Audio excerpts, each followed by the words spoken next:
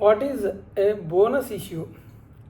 Bonus issue is an issue of fully paid up shares to existing members by capitalizing eligible reserves of the company. So no fresh consideration is normally received from the members of the bonus shares. So there won't be consideration. So which provision governs bonus shares under Companies Act 2013? So the principal provision is section 63 of Companies Act 2013. So it permits a company to issue fully paid up bonus shares subject to specified sources of reserves and statutory conditions. Can a company issue bonus shares out of any reserve? No. Section 63 permits capitalization from specified sources like free reserves, securities premium account, and capital redemption reserve accounts, subject to the statutory requirements. Can a revaluation reserve be used for issuing bonus shares? No. Section 63 specifically prohibits issue of bonus shares by capitalizing reserves created through revaluation of assets. Can securities premium be used for bonus shares? Yes, subject to the applicable provisions governing securities premium and the conditions prescribed for the bonus issue. Yes. Can a capital redemption reserve be used for bonus shares? Yes. Capital redemption reserve is one of the expressly recognized source under section 63. Can free reserves be used for a bonus issue? Free reserves, yes, provided the reserve qualify as a free reserve and all conditions under section 63 and the applicable rules are complied with. Can unrealized revaluation profits be used for bonus issue? No.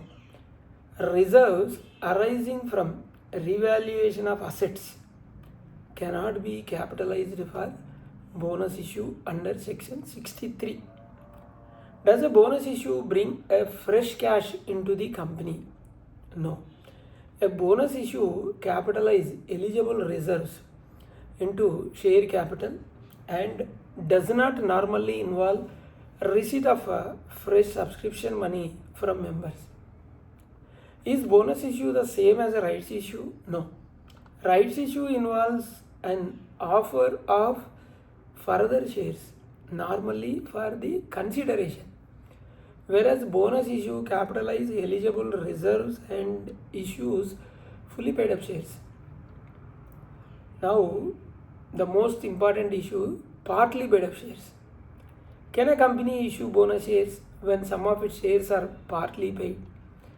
The company should not proceed with a bonus allotment while partly paid up shares remain outstanding.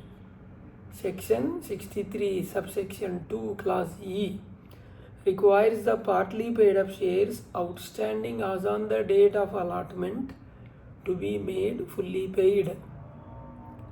Does this restriction apply only to the shares receiving the bonus? No. The safer reading section 63 subsection 2 clause E is that the condition applies to partly paid up shares outstanding in the company's capital structure rather than merely to the shares class receiving the bonus.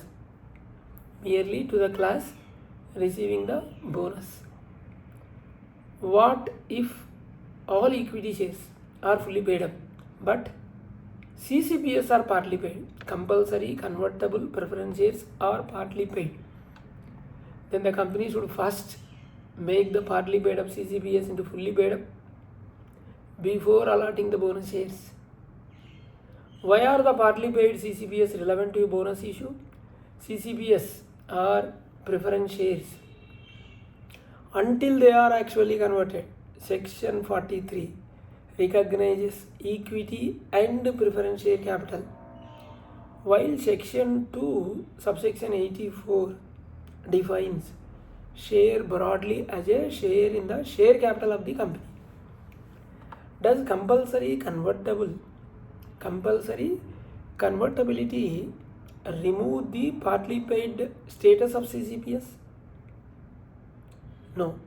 The fact that the preference shares are compulsory convertible does not by itself make them fully paid. If CCPS will automatically convert next month, can the company issue bonus shares today? See, the company should not rely on the further conversion. The relevant question is whether partly paid up shares remain outstanding on the date of the bonus allotment. What happens if CCPS are converted into equity before the bonus allotment? If the conversion is validly completed and the resulting shares are fully paid, the company satisfies the partly paid up shares condition subject to compliance with all other requirements. What if CCPS are partly paid but the bonus is proposed only for equity shareholders? The restriction does not disappear merely because CCPS shareholders are not intended to receive the bonus. So the safer interpretation is that the company first eliminate the partly paid up shares. Can a company argue that CCPS are a different class and therefore Section 63 subsection 2 clause E does not apply? Such an argument carries significant legal risk because 63 subsection 2 clause E does not expressly restrict the expression partly paid up shares to equity shares. So legal complications have to be taken care. Is there a specific exemption for CCPS under Section 63? No specific exemption for partly paid CCPS is provided under Section 63 subsection 2 clause E. Now understanding the word share, Section 2 subsection 84 defines share as a share in the share capital of the company and including stock. Does Section 2 subsection 84 restrict the meaning of the share to equity shares? No, the definition itself does not restrict the expression to equity shares. What does Section 43 say about the share capital? It broadly recognizes two kinds of share capital, equity share and preference share capital. Section 43, equity preference. Are preference shares still shares before conversion? Yes.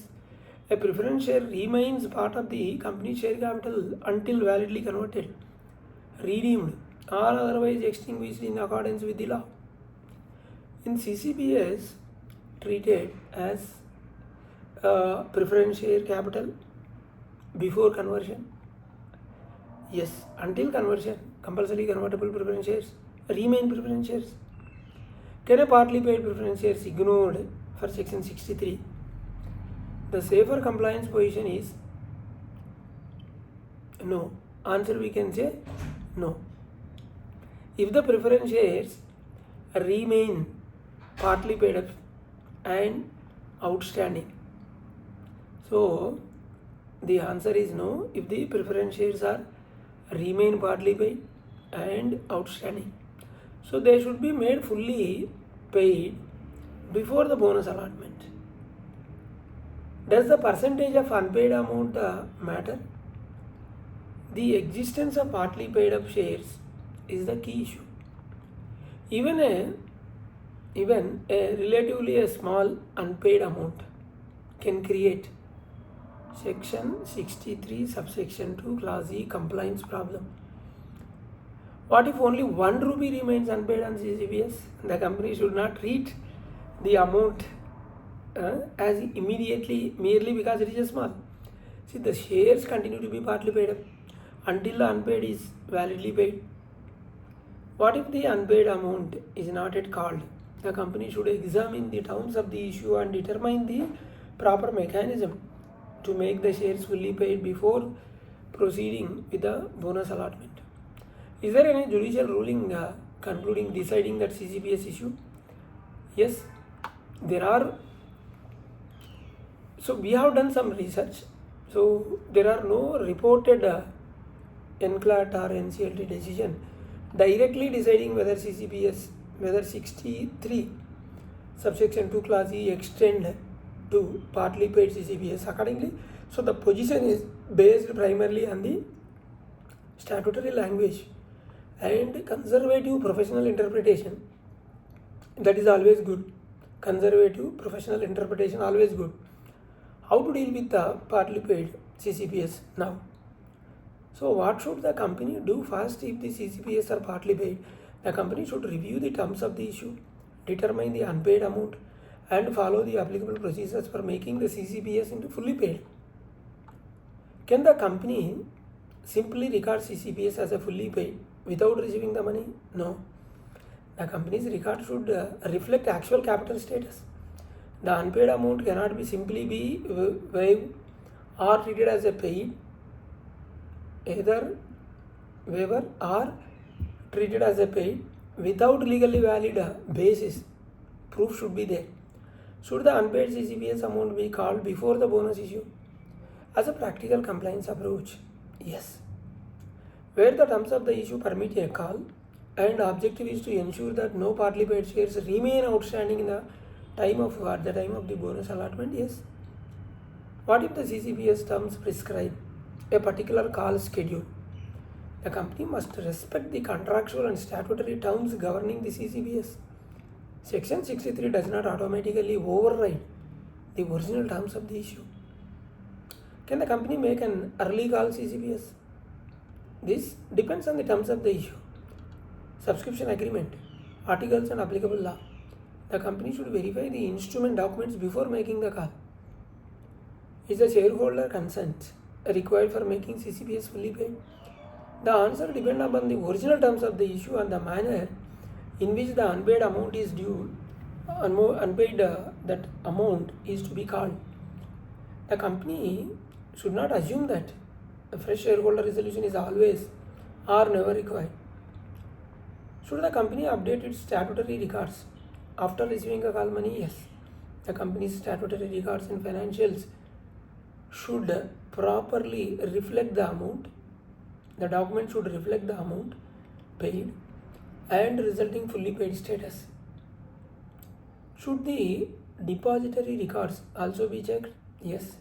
Where the securities are dematerialized, the company and RTA depository participants should ensure that the relevant paid up status and the corporate action records are properly aligned. Can the bonus allotment and CCPS call be completed on the same day? It is preferable to sequence the transaction so that the partly paid up status is clearly eliminated before the bonus allotment. So proper documentation and evidence of payment should be maintained. What is the safest sequence? First, review CCPS terms, then make the required call, then receive the unpaid amount, then update statutory records, financial records, then confirm that no partly paid up shares remain outstanding. Complete the bonus process. Now we will talk about section 63 conditions. What are the major conditions under section 63 subsection 2? The company must satisfy the conditions relating to articles, authorization, general meeting approvals, certain payment defaults, employee statutory dues, fully paid status, outstanding partly paid shares and prescribed conditions. We will discuss one by one. Must the articles authorize the bonus issue? Yes. Section 63 subsection 2 clause A requires the authorization by the articles. What if the article do not contain a bonus provision? The article first be appropriately amended before proceeding where required. Is the board approval required? Yes. The board plays a central role in recommending the bonus issue and approving the necessary corporate actions. Is shareholder approval required? Yes. Section 63 subsection 2 clause B requires the bonus issue to authorized in a general meeting on the recommendation of the board.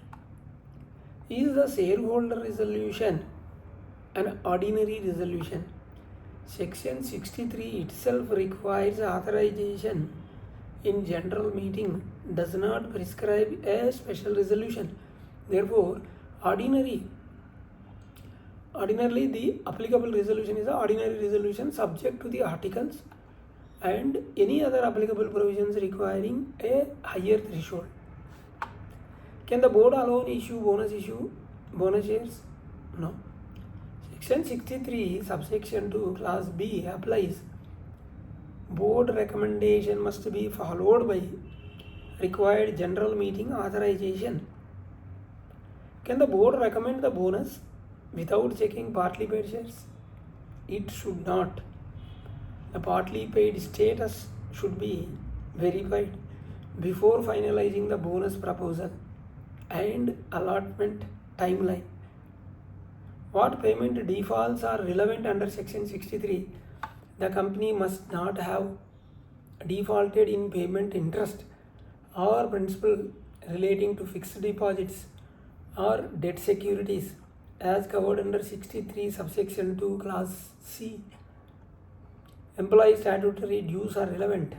63 subsection 2 clause D requires that the company has not defaulted in specified statutory employee dues, including provident fund, gratuity and bonus. Sources and eligibility.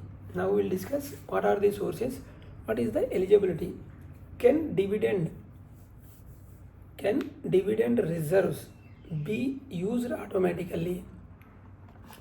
The company should examine whether the particular reserve qualifies as an eligible reserve under Section 63 and applicable accounting legal requirements. Because Section 63 is very clear. Can a general reserve be used? A qualifying free reserve may be considered subject to the statutory and accounting requirements. Can securities premium be capitalized? Yes. Section 63 and the provisions applicable to securities premium. Can capital redemption reserve be capitalized? CRR. Yes. It is one of the specified source under Section 63. Can revaluation reserve? No. Can a company issue bonus shares from reserves created by asset revaluation? No. Section 63 expressly prohibits this. Can the company use a combination of eligible reserves? Yes. Where legally and accounting permissible, the company may structure the capitalization using eligible sources combination also. Does the amount of bonus issue have to be supported by the sufficient eligible reserves? Yes, the company should ensure that sufficient eligible reserves are available for the proposed capitalization. Can a bonus shares be issued partly from securities premium and partly from free reserves? Subject to the applicable legal and accounting requirements, yes, it is allowed. Can a bonus shares be issued in lieu of the dividend? No. Section 63 subsection 3 specifically it provides that the bonus shares shall not be issued in lieu of the dividend. Now we will talk about the procedure and corporate action. What is the first board level step? The board should consider the company's eligibility, reserves, capital structure and partly paid up shares, and if satisfied recommend the bonus issue to the members. What should be checked before the board recommends bonus issue? So minimum first articles of association, there should be authorization, eligible reserve should be there, existing capital structure, no partly paid up shares, and then default should not be there, employee statutory dues should not be there, proposed bonus ratio, and then authorized capital, applicable listing regulations, then accounting implications, corporate action requirements. These have to be taken care first before the board meeting needs to be ready, checked. Is authorized share capital relevant? Yes. See, the post bonus, the normal share capital must be accommodated within the authorized share capital.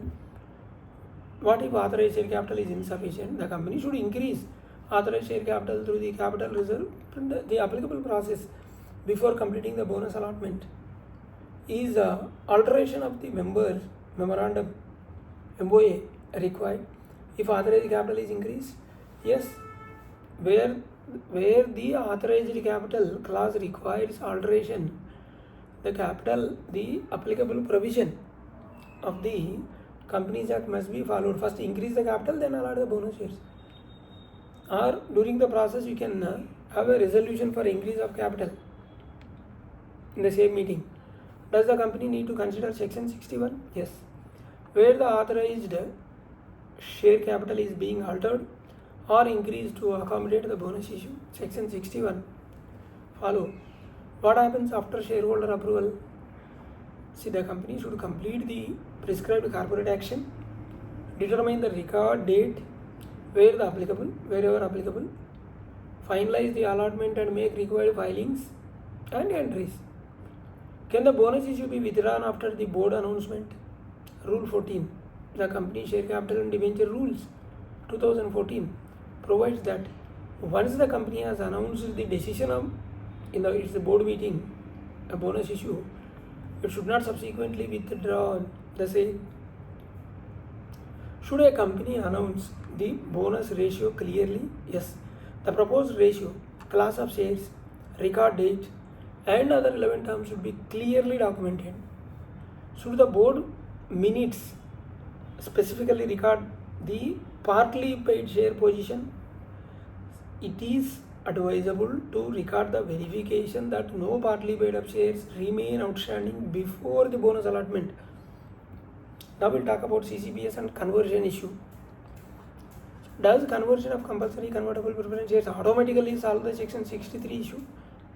Only if conversion is validly completed and resulting securities are fully paid. Then okay. What if CCPS are converted immediately before the bonus allotment? The company should maintain a clear evidence of the effective conversion, allotment and fully paid status before completing the bonus allotment. Can the company issue bonus shares first and convert CCPS later? No. So this creates section 63 subsection 2 clause E compliance concern if the CCPS are still partly paid on the date of the bonus allotment. So what if CCPS are fully paid but have not converted? The specific partly paid shares obstacle under section 63 subsection 2 clause E would not arise merely because the CCPS have not converted. However, other rights and regulatory requirements must still be examined.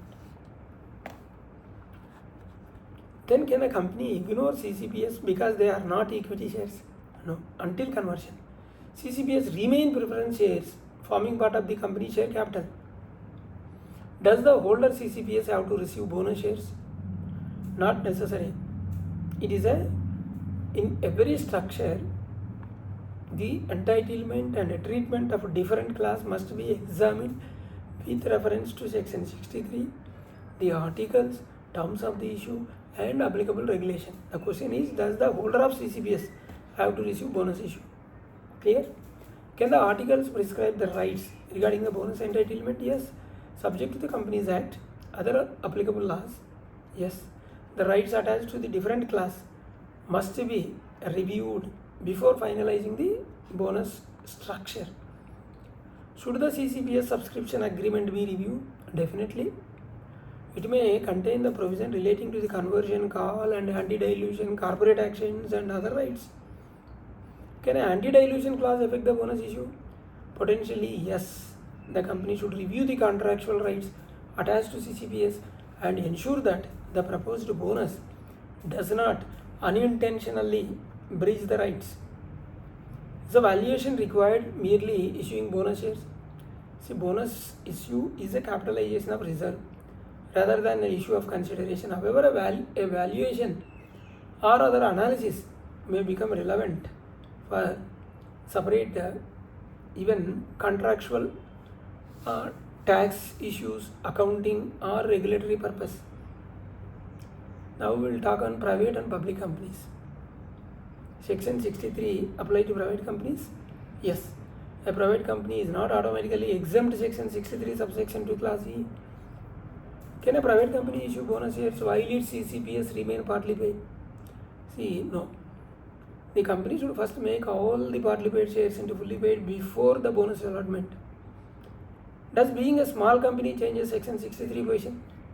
The company should not assume that the small company status removes Section 63 subsection 2 condition. No. Does Section 8 company status automatically provide an exemption? Answer is no. The company must examine the specific statutory provision and applicable exemptions. Section 63 subsection 2 clause E should not be disregarded merely because the company falls into particular category. Is the position different for an unlisted public company? See, the basic Section 63 condition regarding partly paid up shares remain relevant. Is the position different for a listed company? Listed company must comply not only with the Companies Act but also with the applicable SEBI regulations, stock exchange requirements, even depository procedure and corporate actions specific timelines. Does SEBI has the additional requirement for listed company for bonus issue? Yes. Listed companies must consider SEBI ICDR regulations, SEBI LODR requirements, stock exchange procedure and applicable SEBI circulars. Is there a recent SEBI procedure for faster credit and trading bonus shares? Yes. SEBI's master circular contains the operational framework plus T+2 trading bonus shares, including in principle approval, record date, T+1 allotment, T+2 trading process. So what should a listed company do regarding stock exchange approval? The company should follow the applicable stock exchange in principle approval and corporate action process. SEBI's current framework refers to applying for in principle approval within 5 working days from the board meeting approving the bonus issue. Is the record date important for a listed company? Yes. The record date determines the eligible holders for the bonus corporate action and must be handled in accordance with the applicable SEBI LODR and exchange requirements. Now we will see practical compliances and what are the risks.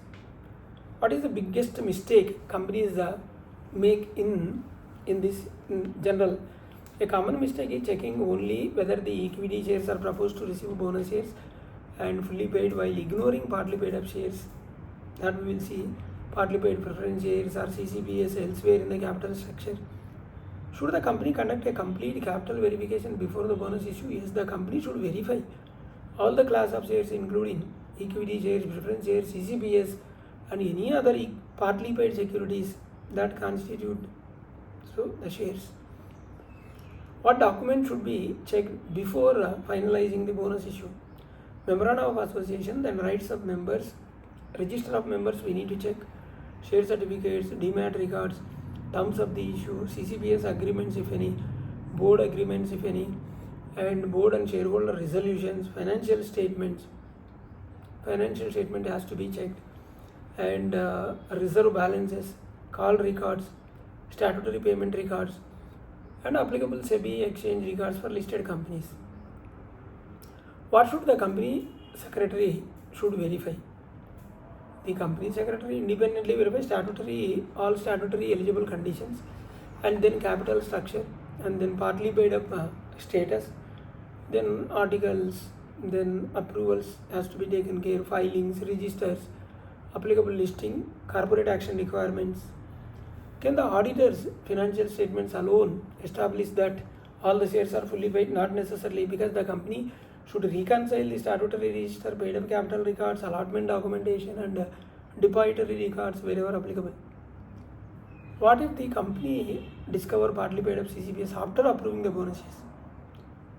So the company should immediately reassess the proposed allotment and avoid proceeding with the bonus allotment until Section 63 subsection 2 clause E issue is properly resolved. What if the bonus shares have already been allotted despite partly paid CCPS? The company should obtain professional legal advice immediately, examine the nature of the default, determine the applicable corrective measures and consider whether the regulatory ROC action or rectification is required. Is there any specific penalty exclusively prescribed under Section 63? Section 63 itself does not contain a dedicated we can say penalty provision. Where there is no specific penalty, the general penalty provision may become relevant subject to the facts and the law applicable on the date of contravention. So the exact penalty should therefore be verified before being quoted in professional advice. So what is the safest professional conclusion on partly paid CCPS and bonus shares? So if any CCPS or other shares remain partly paid and outstanding, make them fully paid first. Thereafter, then proceed with the bonus allotment after satisfying all other requirements of section 63. So the practical checklist is: articles permit bonus issue, board has recommended the issue, required shareholder approval been obtained, eligible reserves available, then revaluation reserves not be considered capitalized, no relevant default exists under section 63, employee statutory dues are compliant, no partly paid up shares remain outstanding, any partly paid CCPS have been fully paid, authorized capital is sufficient, necessary capital alteration has been completed if required, applicable ROC filings are completed, statutory registers are updated, and then shareholding records are reconciled. Listed companies have complied with SEBI stock exchange depository requirements. Record date and allotment dates are properly determined. Record date, allotment date. Financial outstanding accounting entries are correctly recorded. Bonus shares are allotted only after eligibility conditions are satisfied. So, bonus issue is not merely a question whether the equity share receiving the bonus issue are fully paid. The company must examine the entire share capital. If CCPS or any other shares are partly paid, they remain outstanding. The conservative and safer approach is to make them fully paid before the date of allotment. Thank you.